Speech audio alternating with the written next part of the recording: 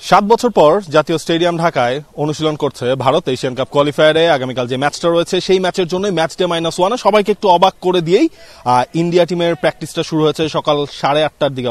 শোয়ানোটাই মনে হয় তাদের আসার কথা ছিল নাকি? 1 ঘন্টা আগেই তারা স্টেডিয়ামে প্রবেশ করেছে। অনেক সংবাদকর্মীরা যারা সময় মেপে এসছেন তারা হয়তো তাদেরকে দেখতেও পাননি।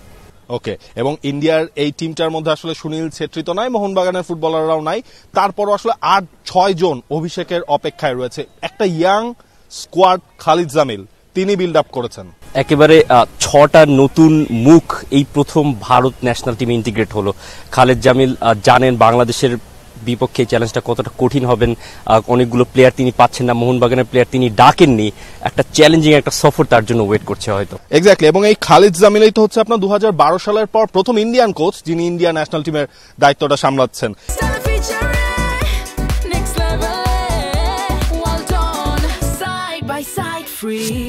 এবং তার তো আপনার একটা ভাস্ট প্লেইং ক্যারিয়ার যেমন ছিল, তার আপনার কোচিং ক্যারিয়ারও ইস্ট বেঙ্গল, মোহনবাগান এগুলোতে তিনি কোচিং করিয়েছেন। আইজলকে তিনি আই লিগ জিতিয়েছেন।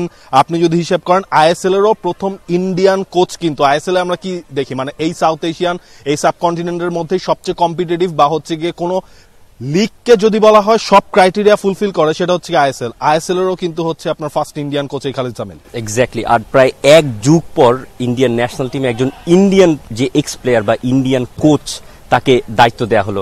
খালিদ জামিল এই দলটার দায়িত্ব নিয়েছেন। খালিদ জামিলের অনেক স্টোরি আছে।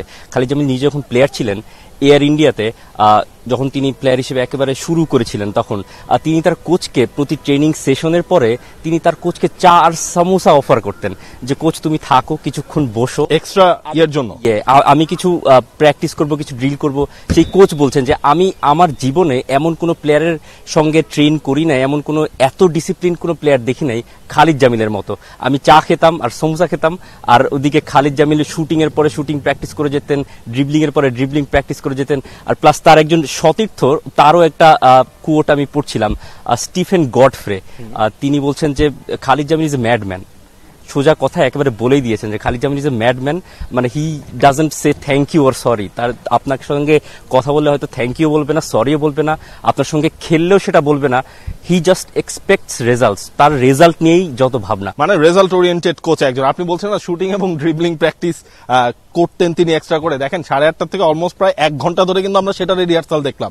1 ঘন্টা কিন্তু আপনার এই শুটিং এবং ড্রিবলিং এর প্র্যাকটিসটা করিয়েছেন তিনি। সুতরাং তিনিও তার শিষ্যদের কাছ থেকে আসলে ওই ইনপুটটা চান। এবং যখন আপনার অগাস্ট মাসে তাকে নিয়োগ দেওয়া হলো সেই সময়টায় কি হলো, সেই সময়টায় আলটিমেটলি হংকং এর এগেনস্টে তার আগের উইন্ডোতে হচ্ছে গিয়ে ইন্ডিয়া হেরে গেল।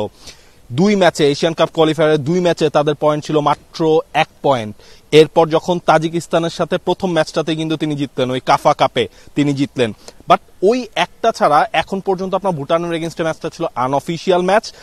সেই জায়গাটার মধ্যে ওই ম্যাচটাকে অফিসিয়াল রেজাল্ট হিসেবে আপনি কাউন্ট না করলে আপনার কিন্তু ওই একটা জয়ই খালিদ জামিলের এখন পর্যন্ত রয়েছে। হ্যাঁ, ওই কাফা কাপের আপনার ওমানের এগেনস্টে একটা ম্যাচ টাই ব্রেকার এসে জিতেছিল, তারপরও তো আপনার টাই ব্রেকারের রেজাল্ট মানে তো ওইটাকে তো কমপ্লিটলি আসলে জয় ধরা যায় না। এই জায়গাটার মধ্যে আমার মনে হয় স্লো অ্যান্ড স্টেডি একটা রান খালিদ জামিল এই করাবেন তার টিমটাকে নিয়ে, এবং ডিফেন্সিভলি যথেষ্ট অর্গানাইজড একজন কোচ।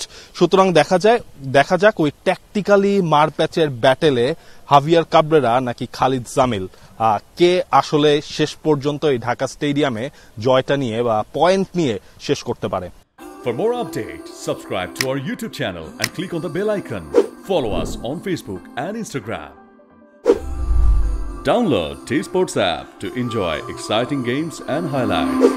Visit tsports.com.